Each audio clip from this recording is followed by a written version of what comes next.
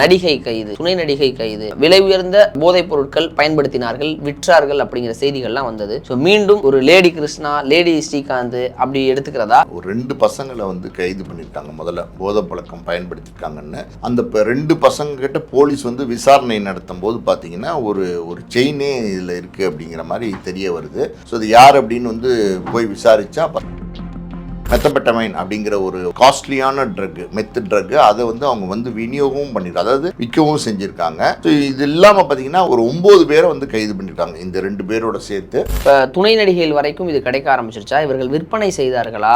வெறும் அந்த சினிமா சரௌண்டிங்கில் மட்டும்தான் விற்றாங்களா, இல்லை பொதுமக்களிடமே அதை விற்றுருந்தாங்களா? எதன் அடிப்படையில் இப்போ கைது செய்யப்பட்டிருக்கிறாங்க? துணை நடிகைன்னும் போது சினிமா சர்க்கிளில் அதிகமான தொடர்பு இவங்களுக்கு இருக்கும். துணை நடிகை கூட நடிக்கிறவங்க, இந்த ஜூனியர் ஆர்டிஸ்ட்டு, அதெல்லாம் வந்து நிறைய பேருடைய தொடர்பு இருக்கிறதுனால அங்கே வந்து இது அதிகமாக சப்ளை ஆகிருக்கிறதுக்கு வாய்ப்பு இருக்குது. இது இல்லாமல் வந்து பார்த்தீங்கன்னா நிறைய பார்ட்டி கலாச்சாரம், இப்போ வந்து சினிமாவை பொறுத்த வரைக்கும் நிறைய பார்ட்டி கலாச்சாரம் வந்துடுச்சு. ஸோ இந்த ஈசிஆர் மாதிரி இடங்கள்ல நிறைய சந்திக்கிறது, நடிகர்கள் ஒன்றா கூடுறது, பார்ட்டி பண்ணுறது, இதெல்லாம் வந்ததுக்கப்புறம் இந்த மாதிரி பார்ட்டி அப்படின்னாலே அங்கே போதையும் வந்து இருக்குது. எப்படி ஒரு சீனியர் நடிகர் ஸ்ரீகாந்த் மாதிரியான ஒரு நடிகர் மாட்டினாரோ அதுபோல சீரியல் நடிகையால் ஒரு சீனியர் நடிகையோ அல்லது நடிகை வட்டாரத்தில் யாரோடு மாட்டுவதற்கான வாய்ப்புகள் இருக்கா? துணை நடிகைன்னு நம்ம சாதாரணமாக எடுத்துகிட்டு போக முடியாது. இப்போ துணை நடிகைகள் தான் வந்து பார்த்தீங்கன்னா பெரிய நடிகைகளோட தொடர்பில் இருப்பாங்க. மறைமுகமாக பார்த்தீங்கன்னா அவங்க வந்து அந்த போதை வந்து அவங்க சப்ளை பண்ணுறதுக்கு வாய்ப்பு இருக்குது. கேஷுவலாக ஒரு 2 வீலரில் போகிறதுக்கு, அவங்ககிட்ட பேசுறதுக்கு, ட்ரக்ஸ் சப்ளை பண்ணுறதுலாம் ஈஸி. இப்போ வந்து ஒரு பிரபல நடிகையும் ஒரு பிரபல நடிகையும் சந்திச்சாதான் பிரச்சனை, ஒரு பிரபல நடிகையும் பிரபல நடிகரும் சந்திச்சாதான் பிரச்சனை. இப்போ ஒரு பிரபல நடிகை இந்த மாதிரி துணை நடிகை போய் சந்திக்கும் போது அது யாருமே பார்க்க போகிறதில்ல, அது கவனிக்கவும் போகிறதில்ல. இந்த போதை கலாச்சாரம் திரைத்துறையில் மட்டும்தான் இருக்குன்னா அது சரியாக வராது. அதாவது எல்லாமே இப்போ எல்லா இடங்களும் அதிக அளவில் அங்கே இருக்குன்னு எடுத்துக்கலாம். அதிக அளவில் இருக்கிறதுக்கு நான் தான் காரணம் சொல்லணும்ல. அதிக அளவில் இருக்கிறதுக்கு பணப்புழக்கம் ஜாஸ்தியாக இருக்குது. அங்கே வந்து இந்த சோஷியல் கேதரிங் இதெல்லாம் ரொம்ப ஜாஸ்தியாக இருக்குது. பணம் ஜாஸ்தியாக இருந்தாவே உங்க toilet cleaner bison toilet cleaner குவாலிட்டியை விட பெட்டர்னு நிரூபிச்சா உங்க மொத்த பணமும் ரீஃபண்ட். பைசன் டாய்லெட் கிளீனர் இப்போது 79 ரூபாயில். மக்களே அன்பு வணக்கம். இன்னைக்கு நம்மளோட பாலாஜி சார் இருக்காரு. சார் வணக்கம். சார் வணக்கம். இப்போ நடிகர் ஸ்ரீகாந்த், கிருஷ்ணா உள்ளிட்டோர் கைது அப்படிங்கிறது தமிழ் சினிமா உடைய அந்த உலகத்தில் வந்து இவர்கள் மட்டும் மாட்டுவார்களா, இல்லை நம்மளும் மாட்டிடுவோமா, இல்லை போதை பாட்டிக்கு போனவங்க மாட்டுவாங்களா, விற்றவங்க மாட்டுவாங்களான்னு ஒரு உழுக்குச்சு சார். ஸோ இந்த விஷயத்தில் ஏன் நடிகர் நடிகை மட்டுமா, எப்படி இந்த போதைப் பொருள் புழக்கம் எல்லாத்தையும் ஒரு வெகுஜன மக்கள்கிட்டே வந்துருச்சு அப்படிங்கிற குற்றச்சாட்டுகளும் ஒரு புறம் இருந்தது. பட் இருந்தாலும் சினிமா நடிகர் நடிகைங்கும் போது நியூஸாக ஹைலைட்டடாக எல்லாருக்கும் தெரியக்கூடிய விஷயமா மாறும் பொழுது இன்னைக்கு பார்த்தா நடிகை கைது, துணை நடிகை கைது, விலை உயர்ந்த போதைப் பொருட்கள் பயன்படுத்தினார்கள், விற்றார்கள் அப்படிங்கிற செய்திகள்லாம் வந்தது. ஸோ மீண்டும் ஒரு லேடி கிருஷ்ணா, லேடி ஸ்ரீகாந்த் அப்படி எடுத்துக்கிறதா? என்ன நடந்தது சார்? சொல்லி பார்த்தீங்கன்னா ஒரு 2 பசங்களை வந்து கைது பண்ணியிருக்காங்க. முதல்ல போதை பழக்கம் பயன்படுத்தியிருக்காங்கன்னு அந்த 2 பசங்க கிட்ட போலீஸ் வந்து விசாரணை நடத்தும் போது பார்த்தீங்கன்னா ஒரு செயினே இதில் இருக்குது அப்படிங்கிற மாதிரி தெரிய வருது. ஸோ அது யார் அப்படின்னு வந்து போய் விசாரித்தா பார்த்தீங்கன்னா அஞ்சு கிருஷ்ணா அப்படின்னு ஒருத்தவங்களும் நிவேதான்னு ஒருத்தவங்களும் கைதாகிருக்காங்க. அவங்க 2 பேருமே துணை நடிகைகள். அவங்க 2 பேரும் வந்து போதை பழக்கத்துக்கு அடிமையானவங்க, அதாவது போதை பழக்கம், அவங்களும் வந்து போதை பழக்கத்துக்கு உள்ளவங்க. அதே நேரத்தில் பார்த்திங்கன்னா மெத்தபெட்டமைன் அப்படிங்கிற ஒரு காஸ்ட்லியான ட்ரக், மெத்து ட்ரக், அதை வந்து அவங்க வந்து விநியோகமும் பண்ணியிருக்காங்க, அதாவது விற்கவும் செஞ்சுருக்காங்க. ஸோ இது இல்லாமல் பார்த்திங்கன்னா இந்த தடவை ஒரு 9 பேரை வந்து கைது பண்ணியிருக்காங்க இந்த 2 பேரோட சேர்த்து. ஸோ இது இந்த கோடம்பாக்கத்தில் அவங்க வந்து துணை நடிகையாக இருக்காங்க. அவங்க ஏதோ வெள்ளிமலைன்னு ஒரு படத்தில் நடிச்சிருக்காங்க. அந்த வெள்ளிமலைன்னு ஒரு படம் இருக்கானே நமக்கு தெரியல. யூடியூப்பில் போய் தேடி பார்த்தா கூட வெள்ளிமலைன்னு திருநெல்வேலி பக்கத்தில் ஒரு கிராமம் தான் இருக்குதுன்னு வருதே தவிர வெள்ளிமலைன்னு படம் எதுவும் வரல. ஸோ ஏதாவது நடிச்சிருப்பாங்க, சின்ன சின்ன வேடங்களில் நடிக்கிறவங்களாம் இருப்பாங்க. நீங்கள் கேட்ட மாதிரி பார்த்தீங்கன்னா சில மாதங்களுக்கு முன்னாடி ஸ்ரீகாந்த், கிருஷ்ணா பிரபல நடிகர்கள்லாம் கைதானாங்க. ஸோ அந்த நேரத்திலே வேறு பல பிரபல நடிகர்களுடைய பேர் அடிபட்டுச்சு, ஒரு மியூசிக் டைரக்டரோட பேர் அடிபட்டுச்சு, இதெல்லாம் இருந்துச்சு. ஆனால் அது எதுவுமே நடக்காமல் அந்த நேரத்தில் அது அப்படியே வந்து அடங்கிடுச்சு. பெருசாக பேசினாங்க, சர்ச்சையாச்சு. இந்த மாதிரி வந்து சினிமா பிரபலங்கள் போதை பழக்கத்துக்கு அடிமையாக இருக்காங்க, அதே நேரத்தில் விற்பனையெல்லாம் செய்கிறாங்க அப்படின்லாம் கொஞ்சம் செய்தி வந்துச்சு. ஆனால் இன்றைக்கி மறுபடியும் பார்த்திங்கன்னா கோடம்பாக்கம் வட்டாரத்தில் அந்த வடபழனி, கோடம்பாக்கம் இந்த ஏரியாவில் தானே சினிமா மக்கள் நிறையா இருக்காங்க. அந்த இடத்துல வந்து ஒரு துணை நடிகை, 2 துணை நடிகைகள் கைதாக இருக்கிறதும், அவங்க வந்து போதை பழங்க அடிக்கிறதும் இல்லாமல் விற்கிறதுங்கிறது ஒரு பெரிய விஷயமா மாறி இருக்கு. ஸோ இந்த மெத்தபெட்டமைன் அப்படிங்கிறது பார்த்திங்கன்னா ரொம்ப காஸ்ட்லியான ட்ரக்கு.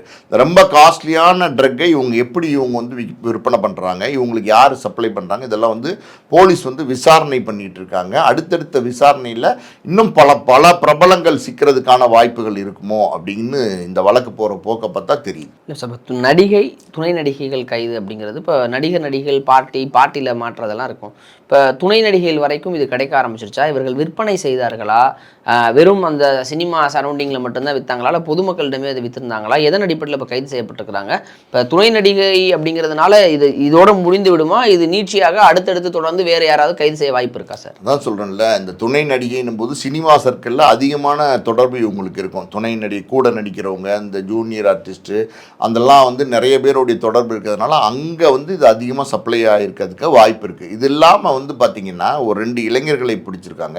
அவங்க சினிமா சம்மந்தப்பட்டவங்க மாதிரி தெரியல.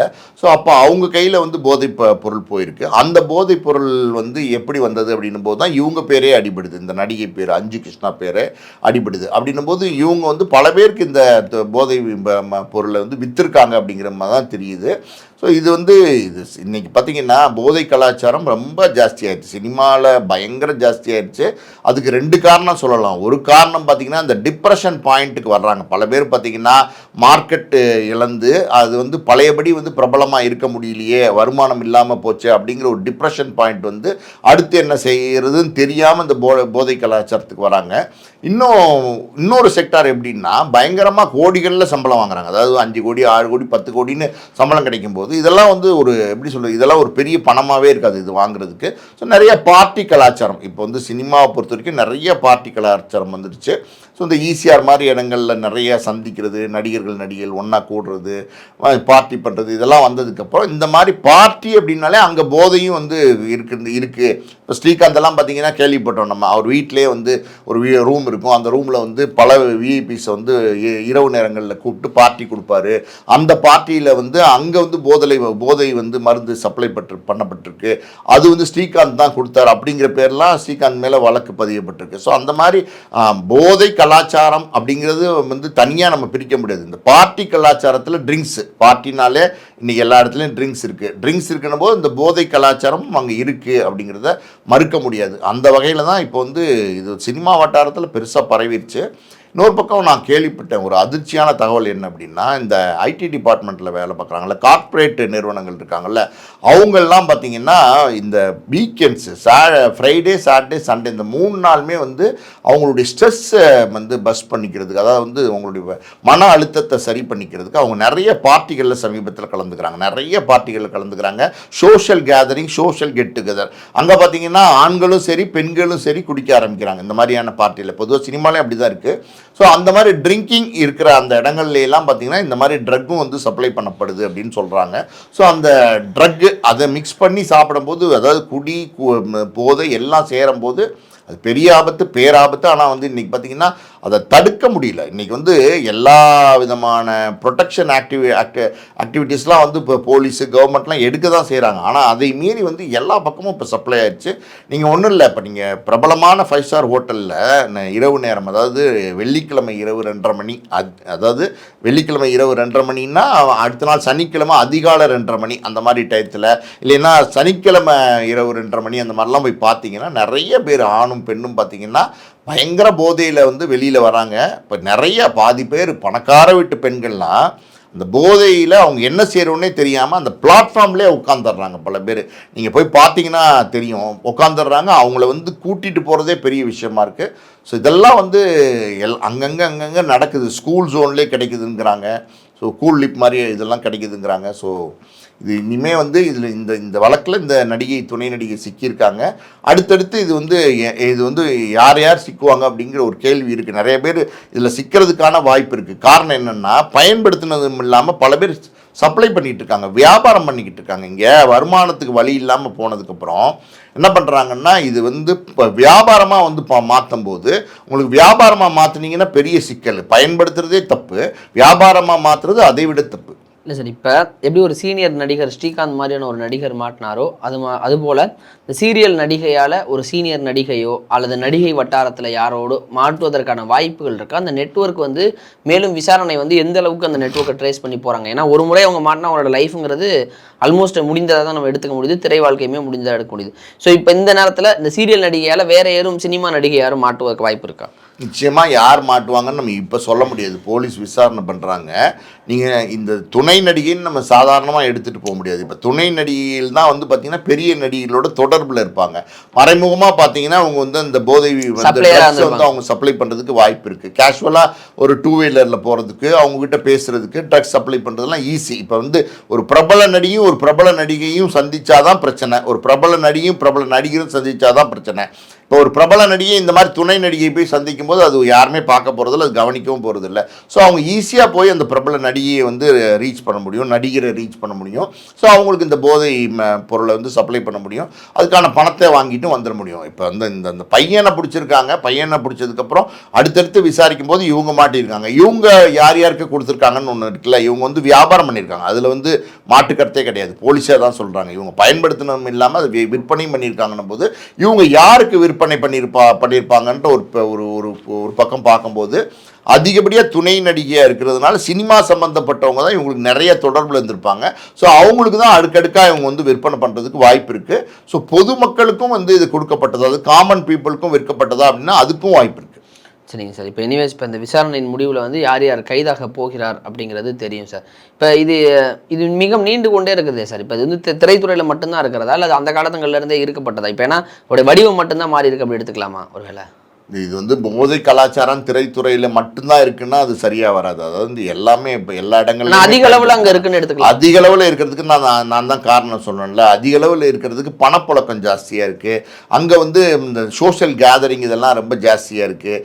பணம் ஜாஸ்தியாக இருந்தாவே எல்லா வேலையும் செய்ய தோணும் இல்லையா? அந்த மாதிரி தான் திரைத்துறையில் அதிகம் இருக்குன்னு சொல்லலாம்.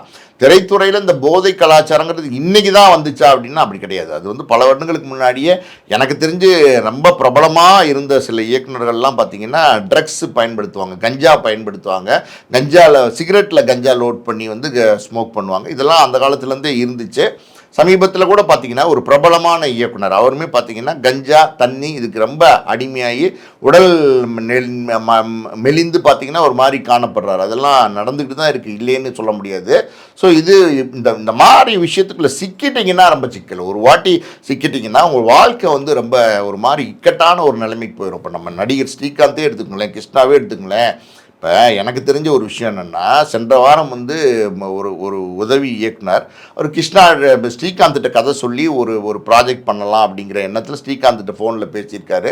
சரி என் வீட்டுக்கு வாங்க பேசலாம் அப்படின்னு சொல்லியிருக்காரு. ஒரு மாலை நேரத்தில் ஒரு 5-5:30 மணிக்கு இவர் வந்து அந்த ஸ்ரீகாந்த் வீட்டுக்கு போயிருக்காரு. வீட்டுக்கு போகிறதுக்கு முன்னாடியே பார்த்தீங்கன்னா 2 பேர் வந்து பேச்சு கொடுத்துருக்காங்க. யார் நீங்கள், எதுக்கு வந்து ஸ்ரீகாந்த் வீட்டுக்கு வந்திருக்கீங்க, என்ன விஷயம் சொல்லுங்கள் அப்படின்லாம் பேச்சு கொடுத்துருக்காங்க. இவருக்கு வந்து ஒரு மாதிரி பயமும் பதட்டமும் வந்துருச்சு. ஏன்னா ஏற்கனவே இந்த வழக்கில் சிக்கியிருக்காரு, போதை வழக்கில். இப்போ என்ன பிரச்சனையோ அப்படின்னு சொல்லிட்டு, இல்லை சார் நான் இப்போ கதை சொல்ல வந்தேன் சார், நான் அசிஸ்டன்ட் டைரக்டர் சார் அப்படின்னோடனே யூனியன் கார்டை காமிங்க அது நிறைய கேள்விகள்லாம் கேட்டிருக்காங்க. அவர் வந்து ஒரு பை ஒன்று தொங்க விட்டுருக்காரு, அதில் ஸ்கிரிப்ட் இருக்கும் போல் பவுண்டடு.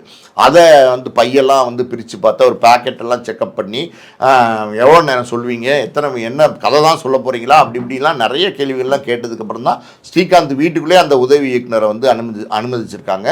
ஸோ இவர் அதை போய் ஸ்ரீகாந்த்டையும் சொல்லியிருக்காரு, சார் வெளியில் நிறைய விசாரிக்கிறாங்க, அதான் இருக்கும் வாங்க சொல்லுங்கள் அப்படின்னு சொல்லிட்டு அவர் கேட்டுக்காரு. இந்த மாதிரி வந்து இப்படி பாருங்கள் தொழிலையும் பாதிச்சிருச்சு. இப்போ ஸ்ரீகாந்தெல்லாம் பார்த்தீங்கன்னா காசு பணமெல்லாம் இல்லாமலாம் இல்லை, நல்லா சம்பாதிச்சார், நல்ல புகழில் இருந்தார்.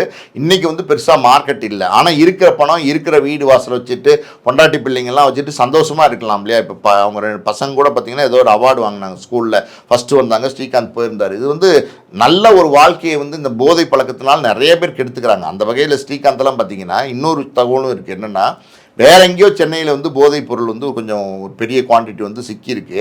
அங்கேருந்து வந்து போலீஸ் வந்து ஸ்ரீகாந்த் ஃபோன் பண்ணியிருக்காங்க. அதாவது இந்த மாதிரி வந்து நீங்கள் வந்து இந்த நபரை உங்களுக்கு தெரியுமா, இவரை நீங்கள் எங்கேயாவது பார்த்துருக்கீங்களா, எப்போயாவது பேசியிருக்கீங்களா, இந்த மாதிரி விசாரணைகள் வந்து ஸ்ரீகாந்த்கிட்ட போயிருக்கு. இது எப்படின்னா, இந்த மாதிரி வந்து ட்ரக்கில் நீங்கள் போய் மாட்டினீங்கன்னா இது ரொம்ப ரொம்ப தப்பு, இது ரொம்ப அஃபென்ஸு. நம்ம இந்தியாவை பொறுத்த வரைக்கும் பயங்கர அஃபென்ஸு. ஸோ இதில் ஒன்ஸ் வந்து உங்கள் பேர் அடிபட்டு அந்த கரப்டடாக நீங்கள் மாட்டிக்கிட்டீங்க அப்படின்னா இந்த மாதிரியான பல சிக்கல்களை நீங்கள் எதிர்கொள்ள வேண்டியிருக்கும். இன்னும் எதிர்காலத்தில் கூட பார்த்தீங்கன்னா 10 வருஷம் கழித்து 15 வருஷம் கழித்து ஏதாவது ஒரு இடத்துல ஏதோ ஒரு பொருள் மாட்டுது அப்படின்னா அங்கே ஸ்ரீகாந்த் கூட ஒரு விசாரணை உங்களுக்கு தெரியுமா, பார்த்துருக்கீங்களா, அந்த மாதிரியான விசாரணைகள் இருக்கிறது வாய்ப்பு இருக்குது. ஸ்ரீகாந்த், கிருஷ்ணா இவங்கெல்லாம் இப்படி தான் ஒரு வளையத்துக்குள்ளே வந்துட்டாங்க. இப்போ அதனால் வந்து அவங்களுடைய தொழிலும் பாதிக்கப்படும். ஒன்றுமே இல்லை, நான் சொல்கிறேன் கேளுங்க, அந்த அசிஸ்டன்ட் டைரக்டர் வந்து துருவி விசாரித்து உள்ளே அனுப்பிச்சிருக்காங்க. அந்த மாதிரி வந்து ஸ்ரீகாந்தை பார்க்கணும்னு நினைக்கிறவங்க, கதை சொல்லணும்னு நினைக்கிறவங்க, ஒரு தயாரிப்பாளரே வச்சுக்கோங்களேன், புக் பண்ணலாம்னு நினைக்கிறாரு. போகணும் போது இத்தனை பிரச்சனை இருக்குன்னும் போது யாராக இருந்தாலும் இயல்பாக ஒரு பயம் வரும்ல, நம்ம இதுக்கு போய் சிக்கிட்டு தேவையில்லாமல் நம்மளே ஏதாவது இந்த வளையத்துக்குள்ளே கொண்டு வந்துருவாங்களான்னு ஒரு பயம், ஒரு பதட்டம் எல்லாம் இருக்கும். ஸோ மொத்தத்தில் பார்த்தீங்கன்னா அந்த வாழ்க்கையை கெடுத்து குட்டிச்சவராக ஆக்கிடுது. அதான் பல பேருக்கு வந்து போதை அப்படிங்கிறது வந்து அந்த அடிக்கிற நேரத்தில் அது பயங்கரமாக இருக்கும். ஆனால் அதில் சிக்குனா அது சின்ன பின்னம் தான். இந்த கண்காணிப்பு வளையத்தில் ஒரு முறை இந்த வழக்கில் கைதானாலும் கண்காணிப்பு வளையத்துக்குள்ளே தான் இருக்காங்க, வாழ்க்கையை இழந்துடுறாங்க அப்படி தான் நம்ம எடுத்துக்க முடியும். பட் அது கண்ணு முன்னாடி இருந்தாலும் இது போன்று துணை நடிகைகள் எல்லாருமே போதைப் பொருட்கள் பயன்படுத்துகிறாங்க அல்லது விற்கிறாங்கிற செய்திகள் வரும்பொழுதும் அதன் காரணமாக கைதுகள் நடவடிக்கை அது நீட்சியாக இருக்குங்கிறத கேள்விப்படும் போதுவே பதட்டமாக தான் சார் இருக்குது. இனிமேல் இதன் தொடர்ச்சியாக யார் மாற்றாங்கிறத நம்ம பொறுத்து வந்து பார்ப்போம். ஏன்னா பல நடிகைகளும் விசாரணைக்கு உட்படுத்தப்படலாம் அப்படிங்கிற மாதிரி தகவல் வந்திருக்கு. பொறுத்து வந்து பார்ப்போம் சார். நேரம் கொடுத்ததுக்கு நன்றி.